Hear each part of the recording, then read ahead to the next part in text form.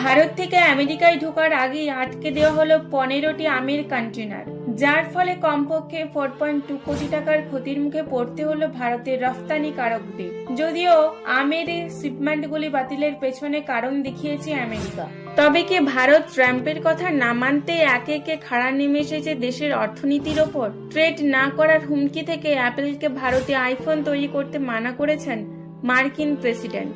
এরই মধ্যে নতুন করে ক্ষতির মুখে পড়ল ভারতের রপ্তানি ক্ষেত্র। আমেরিকা 15টি আমের শিপমেন্ট বাতিল করতেই ভারতের রপ্তানিকারকদের বিপুল ক্ষতির মুখে পড়তে হয়েছে। এই শিপমেন্টগুলি বাতিলের পেছনেই ডকুমেন্টেশনের ত্রুটির কারণ দেখিয়েছে America.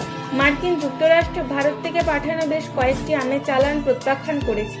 Los Angeles, San Francisco এবং আটলান্টার বিমানবন্দরে কমপক্ষে 15টি চালান বাতিল করা হয়েছে।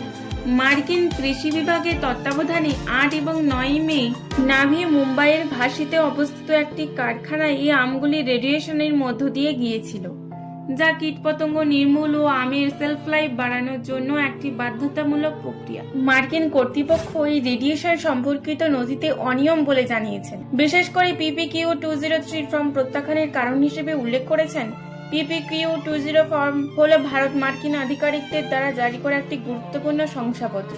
ইকোনমিক টাইমসের মতে, USDA ক্ষতিগ্রস্ত রপ্তানিকারকদের জানিয়েছেন, ভুল PPQ-203 এর কারণে মার্কিন কাস্টমস ও সীমান্ত সুরক্ষা বাহিনী এই ফল ঢুকতে দেয়নি।